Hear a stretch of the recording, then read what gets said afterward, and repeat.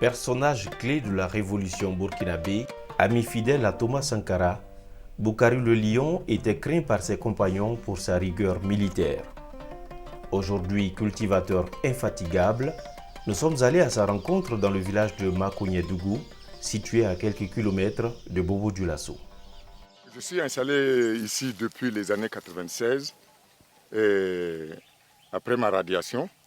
Bon, donc c'est par la suite, en tout cas le contact avec les parents qui sont là qui m'ont fait savoir qu'il y avait un terrain qui était vraiment, en tout cas assez fertile, et pour la culture du riz et la banane. Et j'ai lancé la doléance auprès justement des autochtones, bon, qui n'ont pas trouvé d'inconvénients et qui me l'ont accordé. J'ai démarré avec le reboisement en faisant justement le terrain ici pour le riz. Bon, mon riz, j'avais eu 80 tines avec le demi-hectare. Bon, donc j'estime que vraiment c'est un terrain qui est fertile. Puis j'y suis resté. Après, maintenant, j'ai commencé à étendre, et puis finalement, bon, j'ai commencé aussi la culture de maïs. C'est à éliminer. Si tu n'élimines pas, ça tue la greffe.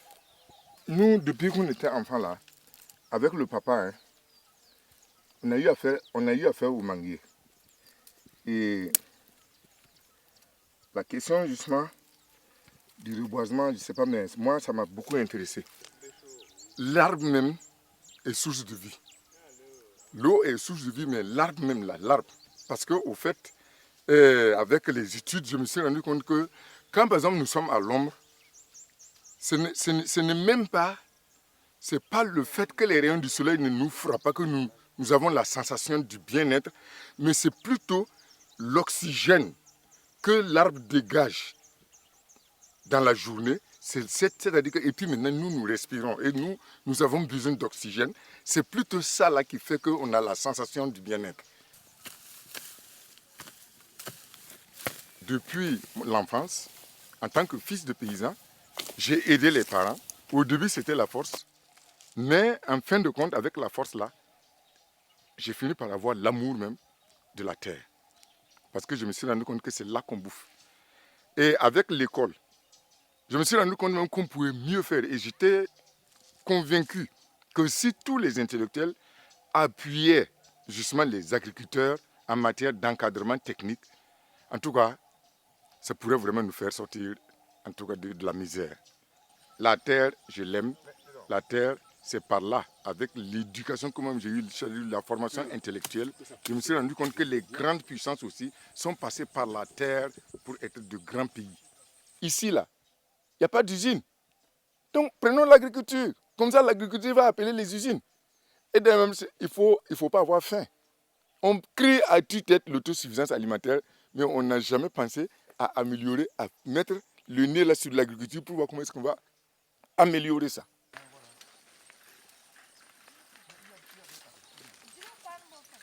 Je suis seul à creuser tous les trous pour reboiser, pour repiquer les 232 pieds d'oranger. Voilà. Alors donc les gens qui rêvent en croyant que le lion il fait du bruit, il fait rien là, je pense qu'ils doivent se tromper. Vraiment, vous savez, ça là, on appelle ça pioche. Mais moi c'est en même temps hache. Parce que je descends l'arbre avec ça. Ah si. Vous voyez quand je mets ça là, vous voyez, tu vois. Donc quand je travaille vraiment, je travaille quoi. Vraiment c'est le lion, bon, donc il utilise sa force là. Parce qu'il sait que s'il ne travaille pas, quand il va vieillir plus que ça là, en tout cas c'est les termites là qui vont le finir là-bas, finir cette force là dans la tombe. Donc c'est pas, il faut travailler seulement, il n'y a rien. Et puis le papa là disait que en réalité la souffrance là, ça ne tue pas l'homme. Au contraire, ça la guérit. Et je suis en train de vivre même l'expérience. C'est réel. Parce qu'on ne dirait pas que je vieillis quoi.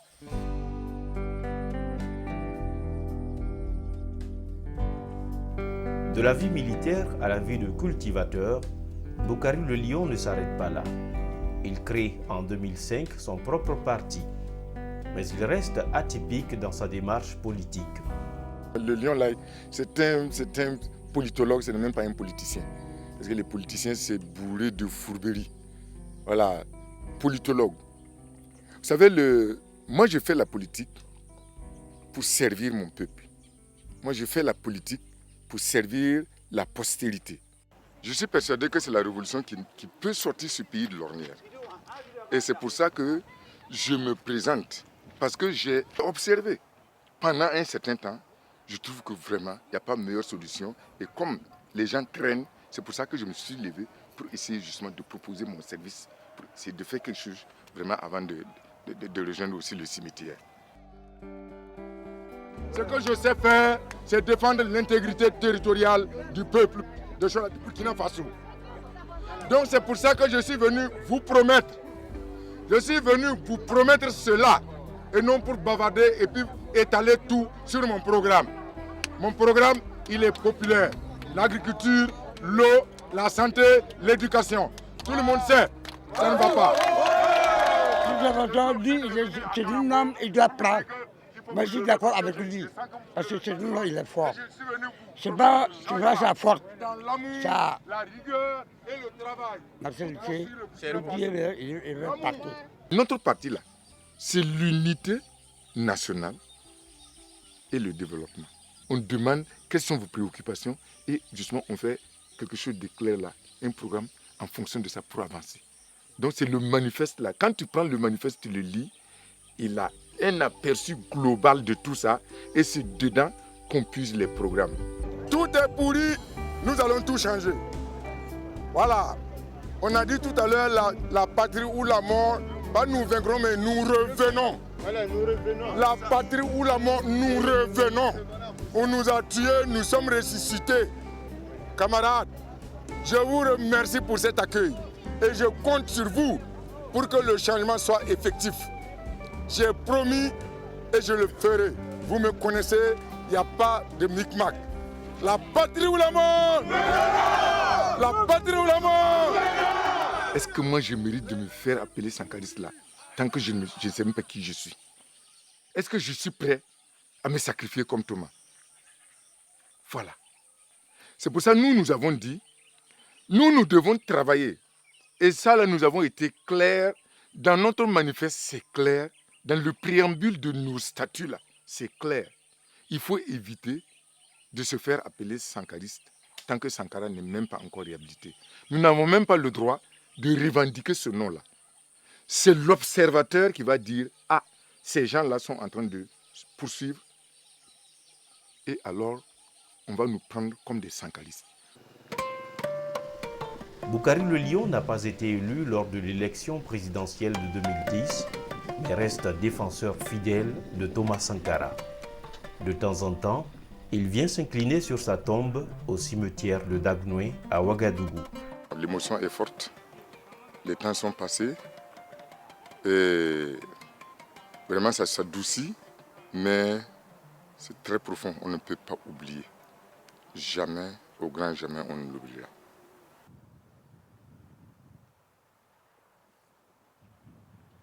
Thomas Sankara est un camarade du PMK et c'est même là qu'on a subi notre formation politique, qu'on a commencé la formation politique, donc depuis le collège. Alors, on s'est fréquenté, on a échangé, on a tellement parlé de socialisme et de communisme qu'on a fini par avoir l'envie justement de changer et ce pays-là sur la voie justement du socialisme là pour le meilleur des mondes. Comme héritage que je garde de Thomas Sankara, c'est la défense d'une conviction. Être d'abord convaincu et surtout défendre justement la conviction. Il est mort. Et tout le monde sait très bien que le type, il est mort pour servir son pays. Il a accepté de mourir pour le service de son peuple. Donc c'est une conviction. Il l'a défendu jusqu'au bout. Vraiment ça, je suis tellement très attaché à ça. Et ma profonde conviction est que l'amitié qu'il nous a laissé voir là, ça aussi, c'est un exemple patent. Il a refusé de réagir à toutes les manœuvres, tout en sachant, en tant que chef d'État, qu'on voulait le tuer. Il a préféré accepter de mourir pour ne pas trahir l'amitié. Ça aussi, c'est un choix. Et je lui resterai fidèle jusqu'à mon dernier souffle. Au lendemain de l'assassinat de Thomas Sankara, Boukari le lion est dans le collimateur du nouveau régime. Ayant refusé de s'allier, sa vie est menacée. Il arrive à s'échapper miraculeusement. Je me suis d'abord calmé, les esprits se sont tassés et j'ai pris la route du Ghana. Le lion là, il est militaire. Et je sais exactement comment est-ce qu'il faut faire dans ce cas de figure. Et j'ai utilisé mes compétences militaires là pour ne pas être atteint. Voilà, c'est ça surtout qui a aidé. Les gens n'étaient pas tellement animés de la recherche du lion, parce qu'on ne peut pas aller rechercher le lion dans une maison. Dans une cour, ce n'est pas possible. Le lion est militaire. Il aurait fallu le chercher dans la nature. Et comme le lion est convaincu que la guérilla, c'est pour les cas de figure là où vraiment on est en nombre inférieur, le lion a utilisé la nature. Les gens ont préféré fouiller les maisons pour paniquer plus les populations, c'est tout. Sinon, c'est surtout ça qui m'a permis d'échapper. Je suis allé au Ghana, j'ai été reçu à bras ouverts. Ils m'ont gardé pour des raisons humanitaires. Et j'ai poursuivi les études au Ghana pour perfectionner mon anglais et faire des diplômes. De retour de son exil depuis 1996, Boukari le lion garde ses convictions révolutionnaires. Il devient de ce pas une icône pour la jeunesse qui reste admirative de cette révolution sankariste. Aujourd'hui, mes relations avec mes collègues d'armes, tout est au bout fixe. Là où il y a problème, c'est avec le pouvoir.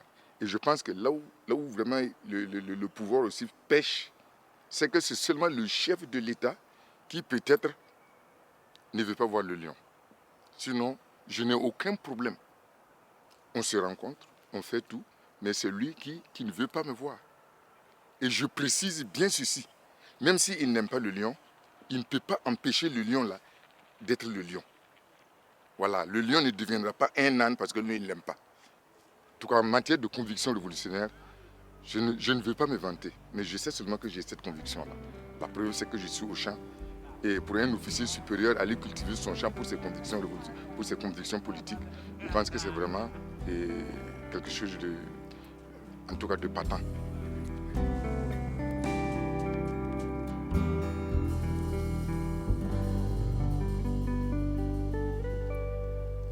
Droit Libre TV, la web télé 100% droits humains, 100% liberté d'expression.